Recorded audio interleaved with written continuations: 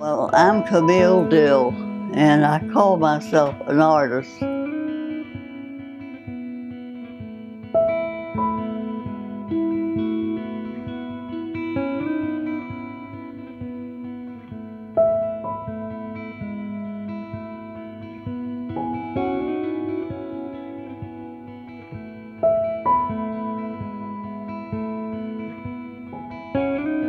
See, if my hand was a little shaky when I painted it, you'll see, because it looks like I meant for it to be that way. It's supposed to be an impressionistic picture. Well, these I put in as hydrangeas because they're a large flower, and it can bring color to it without just bringing too much. Make it look like a circus ground or something with balloons on it. And when you paint a picture, you're always supposed to stand away from it about 12 or 15 feet at least to get the long view of it. And that's fun to do because that's when the teacher comes up and critiques it for you. Tell you what's wrong with it so you can try to make it better. That brings me to mind about something that Bob and I were talking about one time. He'd come home at noon and gotten his paints all out and ate lunch and started to paint. And he got about halfway through the painting and he said, "Can you just tell me what this painting, what you think the picture is?" And he wasn't painting it from anything. He's painting out of his head. And I said, "Yeah, I know what I think it is." He says, "What is it?" I said, "Watergate." That's when it was on about Nixon and everything. And he almost dropped the brush out of his hand and said, "I've just been painting on it for a few hours." And he said, "And you guess what it was?" And I said, "Well, it just took me a little time to guess about it." But I could see what is happening around us now that makes me think this is Watergate. And I said, "Well, first there's water, and then there's a gate, and then it's brought on by greed, so there's gold splattered on it, on the American flag." And that's at the point I looked at it. I thought it was really very unusual to be, but I had not seen a thing about it. He liked to paint from his head. And I always have to look at something. I have to see what it's going to look like.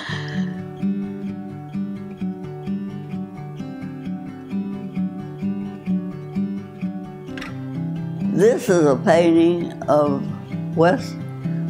British Honduras. I like to call this homogenizing, when you take your knife and put it in the paint that's on the front of you.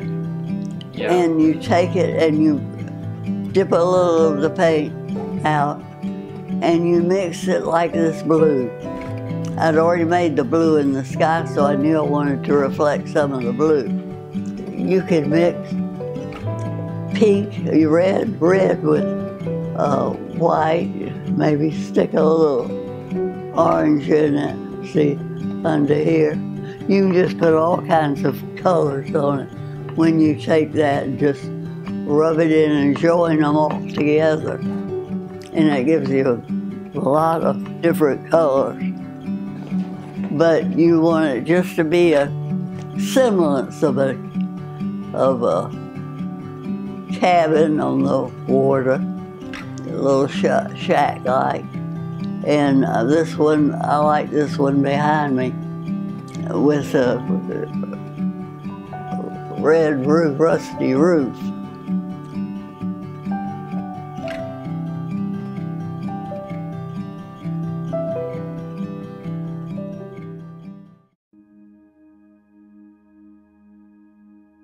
Well, I've just looking at this little words, a few words I got together for our reunion, and I just came across them. You want to hear them? Oh, yeah. Okay. It's entitled 1947, which was the year we were graduating. It was, and we had this reunion in 1987, 40 years, and here's the way it goes. Lordy, Lordy, it's been 40 long ones since our chance to march to pomp and circumstance. I don't know, but I've been told at this age you should feel old, but I don't believe it. Don't you agree that it's just a matter of gravity? Time did a number on us, don't you just love it? But not to worry, we've risen above it. We came here tonight to show our ability. We're the same as we were, not into senility. Like the tigers of old, we're ready to roar at the memories of the days of yore. Just enjoy yourself and take it all in. Live it up, have a ball, and come back again. To our next reunion, you'll get a letter when we'll all be older and hopefully better.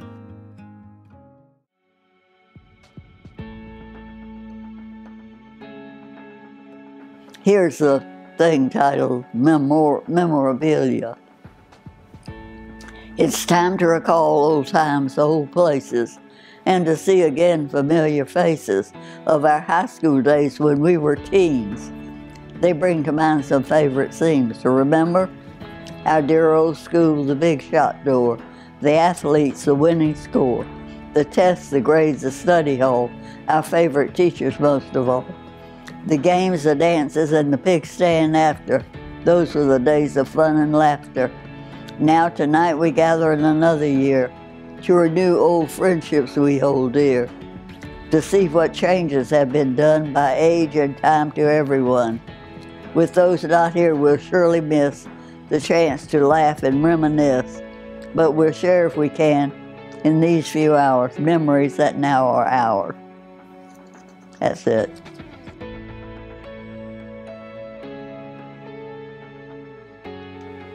When the apple is ripe, a soft breeze makes it fall from the tree.